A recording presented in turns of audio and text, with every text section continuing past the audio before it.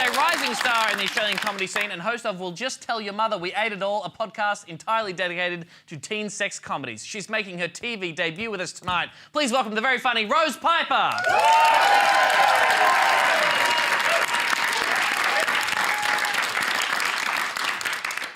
Yeah, g'day. Just to answer any questions that you might have about sort of why I look like this and sound like your dad. I recently came out as transgender.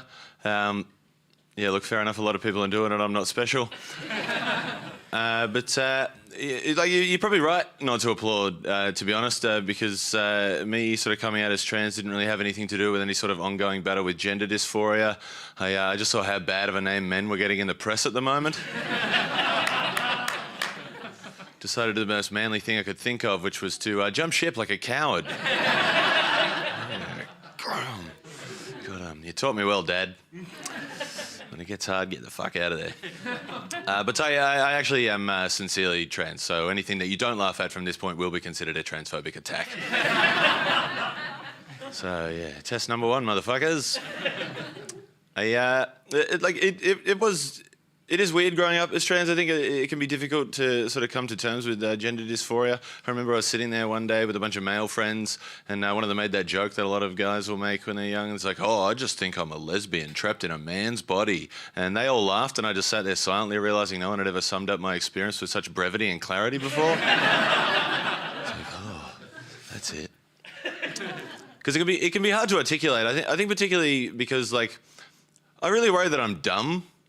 Like, I don't know if you ever, have you ever had to Google a question so dumb you go on incognito mode? Like, just to lower the chances of being traced back to you, you know?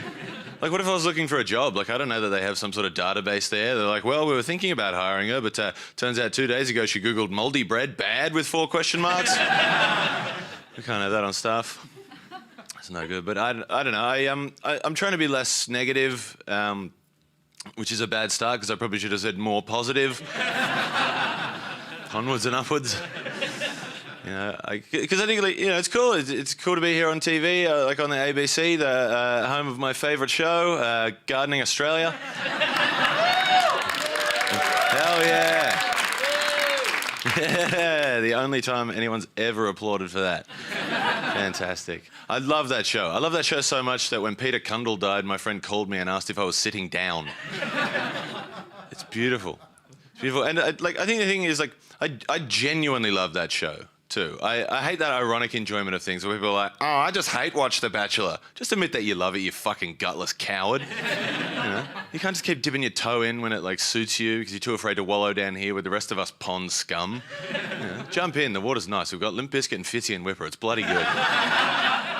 It's bloody good.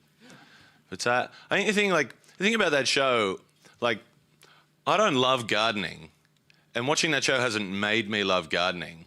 I just love watching how much these people fucking love gardening. Like, there is no greater joy in life than seeing a man who must be at least 65 standing on top of a boulder and playing air guitar because he's about to show you a rock garden.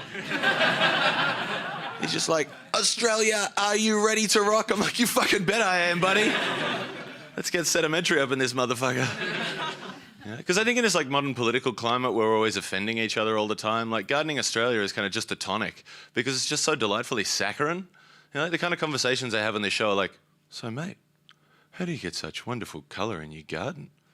It's like, well, if you just go down the nursery once a month and buy planting flower, then you'll have flowering in your garden all year round. Yeah. And instead of the one guy looking at the other guy and being like, man, that's the most boring thing I've ever fucking heard in my life. He's genuinely taken aback, like, oh, that is brilliant. Absolutely brilliant. Like, all this guy has said to him is, like, you know, consistent placement of colour in your garden means it will remain that way. This guy's damn near lost his breath. Like, if that doesn't warm your heart, you need to check it into NASA for their research into black holes. It's beautiful. Because, like, these people get so caught up in their little world of gardening that they, like, lose touch with reality. There was one woman on there, she said, you know, people often ask me, what's the best way to grow an attractive climber over a trellis or a fence that is in a sunny spot and is also drought resistant? I was like, really? People often ask you that insanely specific question? She's like, oh, yes, and people also often ask me if they can use the prunings from a Castlewell and Gold conifer hedge to use as mulch in their compost, and when it breaks down, is it acidic or alkaline? I'm like, whoa, wow, okay, what are you not being asked often?